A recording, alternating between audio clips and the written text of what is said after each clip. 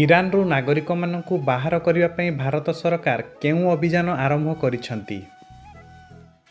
Operation Sindhu. Operation Sindhu ଅନ୍ତର୍ଗତ ପ୍ରଥମ ବିମାନରେ କେତେ ଭାରତୀୟ ଛାତ୍ରଙ୍କୁ ଅଣାଯାଇଥିଲା? 110 ଛାତ୍ର। ଆସାମରେ ବନ୍ୟା ପରିଚାଳନା ପାଇଁ କେଉଁ ବୈଷୟିକ ବ୍ୟବସ୍ଥା ଆରମ୍ଭ କରାଯାଇଥିଲା? NDEM light 2.0।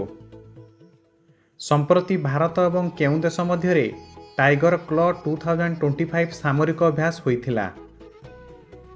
ଯୁକ୍ତରାଷ୍ଟ୍ର ଆମେରିକା। ସ୍କୁଲ ଶିକ୍ଷା ପ୍ରଦର୍ଶନ ର୍ୟାଙ୍କିଂ PGI 2.0ରେ କେଉଁ ରାଜ୍ୟ ଶୀର୍ଷରେ ଅଛି? ଚଣ୍ଡିଗଡ଼। PGI 2.0 ର୍ୟାଙ୍କିଂରେ କେଉଁ ରାଜ୍ୟ ସବୁଠାରୁ ତଳେ ଥିଲା? ମେଘାଳୟ। ସମ୍ପ୍ରତି କେଉଁ ସହରରେ ବିମାନ ଆକ୍ରମଣ ଏବଂ ବ୍ଲାକ୍ ଆଉଟ୍ ଅଭ୍ୟାସ କରାଯାଇଥିଲା? ଦିଲ୍ଲୀ, ହାଇଦ୍ରାବାଦ, ବେଙ୍ଗାଲୁରୁ, ପୁଣେ ଇତ୍ୟାଦି।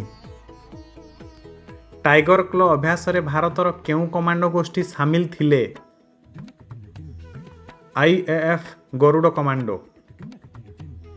ପାକିସ୍ତାନ ସହିତ ତୃତୀୟ ପକ୍ଷ ମଧ୍ୟସ୍ଥତା ବିପକ୍ଷରେ ଭାରତ କ'ଣ କହିଥିଲା? ଭାରତ ସ୍ପଷ୍ଟ ଭାବରେ ମନା କରିଦେଇଛି।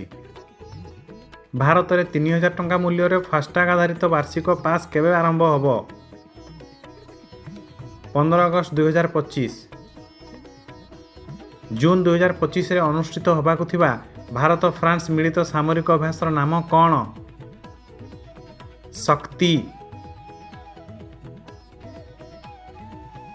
2025 ICC ମହିଳା ଏକଦିବସୀୟ ବିଶ୍ୱକପ୍ କେବେ ଅନୁଷ୍ଠିତ ହେବ?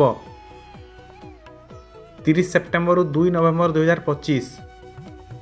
ଏସିଆ ପ୍ରଶାନ୍ତ ମହାସାଗରୀୟ ଅଞ୍ଚଳରେ ଗୁଗୁଲ ପ୍ରଥମ ସୁରକ୍ଷା ଇଞ୍ଜିନିୟରିଂ କେନ୍ଦ୍ର କେଉଁଠାରେ ଖୋଲିଛି ଏବଂ ବିଶ୍ୱର ଚତୁର୍ଥ? ହାଇଦ୍ରାବାଦ। ଏସୀୟ ବିକାଶ ବ୍ୟାଙ୍କ କେଉଁ ଦେଶକୁ $2.3 ବିଲିୟନ ଆର୍ଥିକ ପ୍ୟାକେଜ ଘୋଷଣା କରିଛି? ନେପାଳ।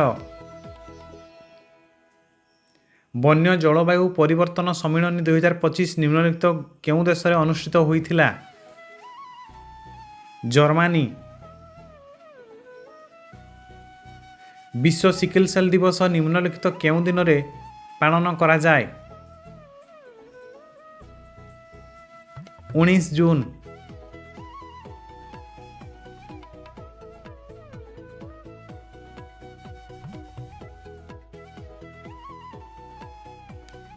ଇରାନ।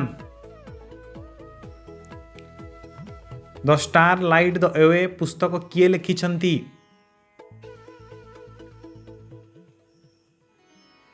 ସୁଚେତା ରାଜ ଖନ୍ନା। କେଉଁ ଭାରତୀୟ ବିମାନ ସେବା ସଂସ୍ଥାକୁ ବିଶ୍ୱର ତୃତୀୟ ସର୍ବୋତ୍ତମ କମ୍ ମୂଲ୍ୟର ବିମାନ ସେବା ସଂସ୍ଥା ଭାବରେ ମନୋନୀତ କରାଯାଇଛି? IndiGo airlines. କେଉଁ ଭାରତୀୟ ରାଜ୍ୟ ସମସ୍ତ ସହରାଞ୍ଚଳ ସ୍ଥାନୀୟ ସଂସ୍ଥାଗୁଡ଼ିକୁ ଗୋଟିଏ ପୋର୍ଟାଲରେ ସଂଯୋଗ କରିବାରେ ପ୍ରଥମ ହୋଇଛି? ମଧ୍ୟପ୍ରଦେଶ।